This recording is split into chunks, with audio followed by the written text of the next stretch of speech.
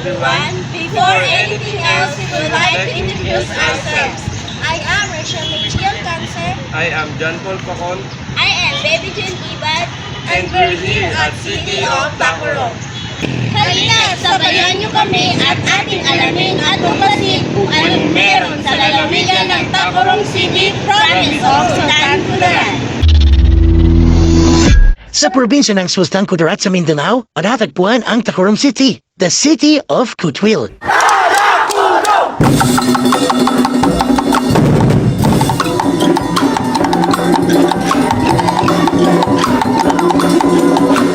Ang Tacurong ay nagmula sa salitang Talakudom na kung saan ang ibig sabihin ng Kudom ay salakot. Pinakamalit man pagdating sa land area, pero Tacurong naman ang nag-iisang syudad sa probinsya. Marami ditong lugar na pwedeng kundahan, mapagkain, masarap lantahan at ang kanilang makulay na celebration na dapat mong masaksihan. Mapupuntahan ang Barras Bird Sanctuary na isa sa mga pinakasikat na attractions dito. Kung may bird sanctuary, meron din zoo ang Tacurong City. Ito raw ang pinakamalawak na zoo in southern Philippines. Mamimit mo dito ang ilang camels.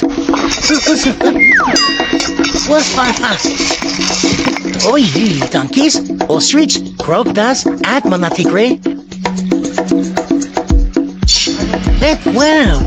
Marami pa mga animals na dito mo lang makikita. Maging iba't ibang klase ng ibon, marami rin sila.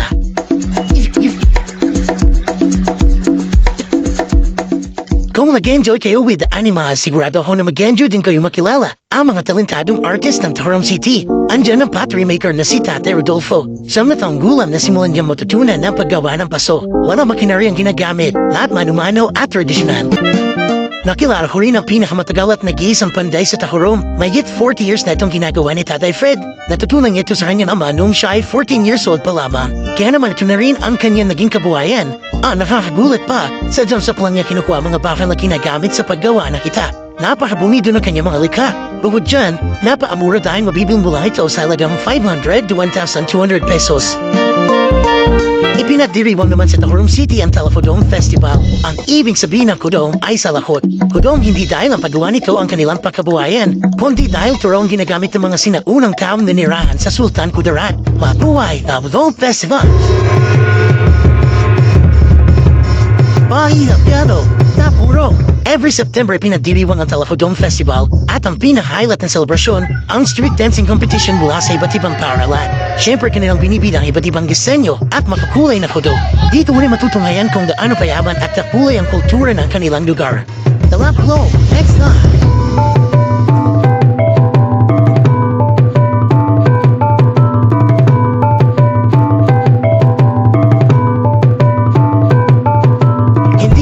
Ang Tacurong experience kung hindi yung matitikman ang kanilang mga pagkain. First up, kung hanap nyo ay chill place at tambayan, ito ang pwedeng yung puntahan.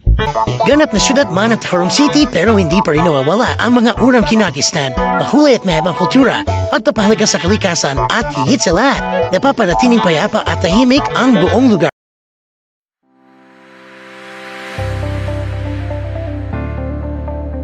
One of the tourist spots here in Tacurong is Barras Bird Sanctuary, a perfect destination for bird lovers. If you are visiting Tacurong in Sultan Kudarat, one of the most popular places you can visit is Barras Bird Sanctuary. The site is visited by numerous bird lovers every day, all dying to feast their eyes on the attractive bird species that live in this paradise. Barras Bird Sanctuary is an area covering about 2 hectares of land that is home of tens of thousands of beautiful birds. The area is located on the bank of a river and includes swamplands, wetlands, and marshes. The sanctuary is the most popular tourist site in Tacurong. Each year, numerous local and foreign tourists throng to the area to enjoy the sights and melodies of some of the world's most beloved birds, including the great egret, the intermediate egret, and the rufous night heron. Barras was declared a bird sanctuary by the city government in 2022. Barras Bird Sanctuary is located 7 kilometers from Tacurong City Center and can be accessed using various ways. You can drive there using any land vehicle or cycle. Cycle there if you are staying in Tacurong City. The city is located 4 hours from Davao and just 2 hours from General Santos City. A tour of Barras Bird Sanctuary is filled with adventure as one of comes face to face with a sea of beautiful birds perched on lush trees or soaring overhead. Sometimes the sheer number of birds here can overwhelm you with wonder. Expect to see the majestic great egret, which is the largest bird in the heron family in its full plumage. The great egret is one of the 7 species of birds available in the sanctuary. You can also look forward to an encounter with the black-crowned night heron as it hunts in the marshes nearby. Other sites common to bird sanctuaries are plentiful here. For instance, tens of thousands of bird nests, feathers lying on the ground, hatchlings, eggs at the feet of trees, and so on. Different chirps of the birds fill the air throughout the day. Remember not to disturb anything during your tour of the area. It is the best to let nature take its course. The ideal time to visit the area is 2 hours to sunset, so you can see the nocturnal birds leaving or hunting, while the other birds arrive after a busy day spent looking for food.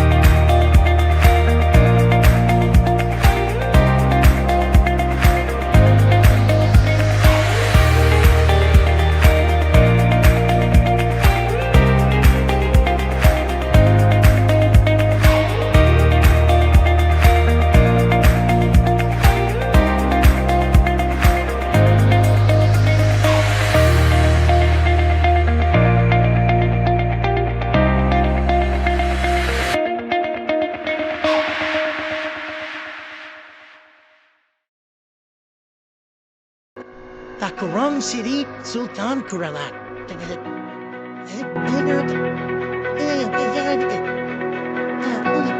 Ang siyudad ng Tacurong ay natawag ding the City of Goodwill.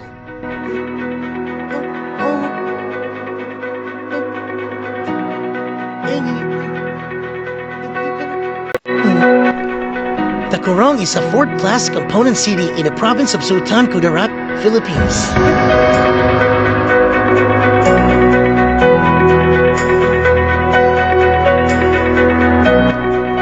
According to the 2020 census, it has a population of 109,319 people.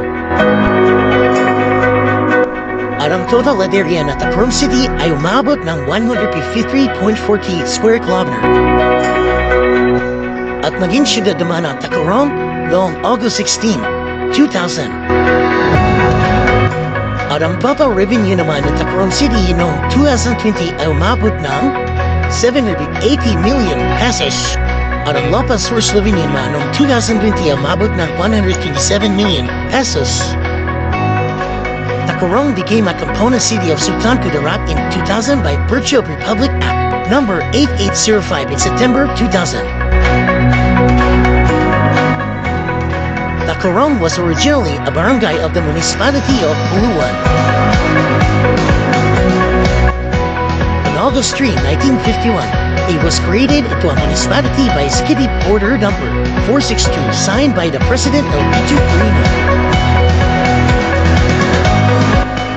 Tacurong City is located in south-central Mindanao and the only city in the province of Sultan Kudarat.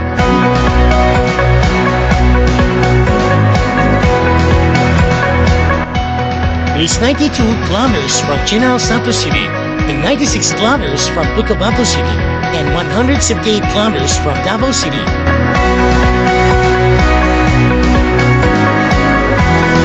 Tacurong is politically subdivided into 20 barangays. Tacurong City is the commercial hub of the province of the Sultan Kudarat, catering the needs of nearby municipalities in the province of Maguindanao.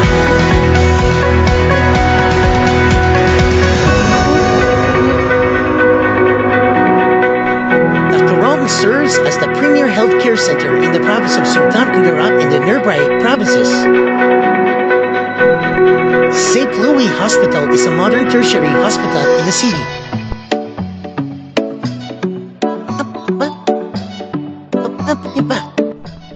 Tacurong City is also a center of education in Sultan Kudarat. Learners and students from neighboring towns and municipalities, even from outside the Sultan Kudarat, like Tantangan and South Cotabato and the municipalities in the Maguindanao, will go in the city to attend school.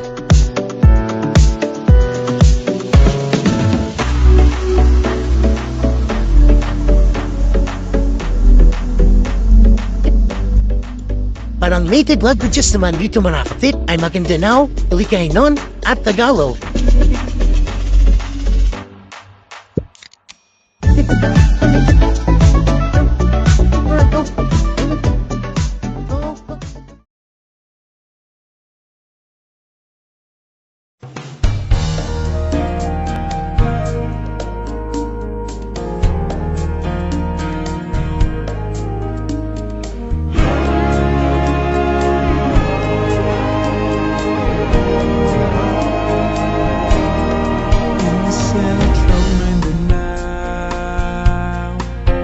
There's a city we call by the name Tacurong, vibrant, unique, modern and strong.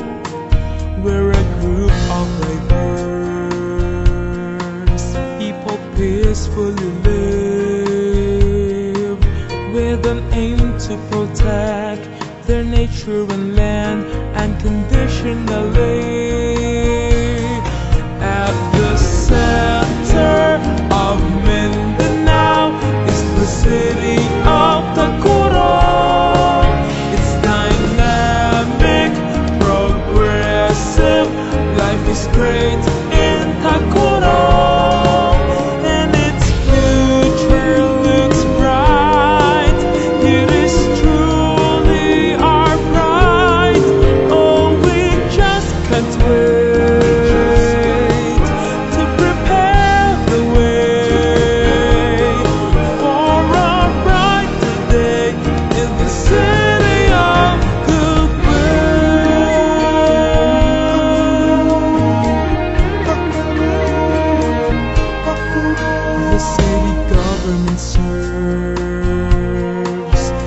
The community's needs, fighting poverty, securing safety, order and peace. People join actively in the government's plans, with a vision in mind to make Tacurong a place to admire. At the center of Mindanao is the city of Tacurong. It's dynamic, progressive, life is great in Tacurong, and its future looks bright. It is truly our pride. Oh, we just can't wait to prepare the way for our bright day in the city of goodwill. At the center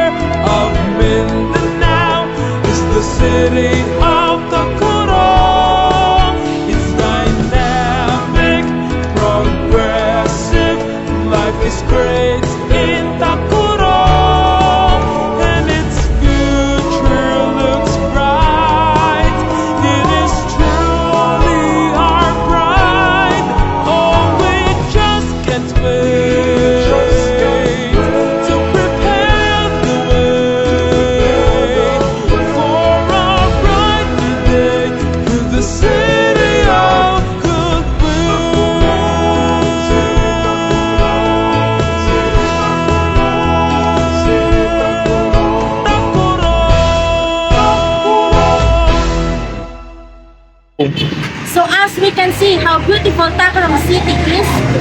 So, what are you waiting for? Tara na sa Tacurong City, the city of goodwill. Uswag Tacurong. Uswag, Tacurong.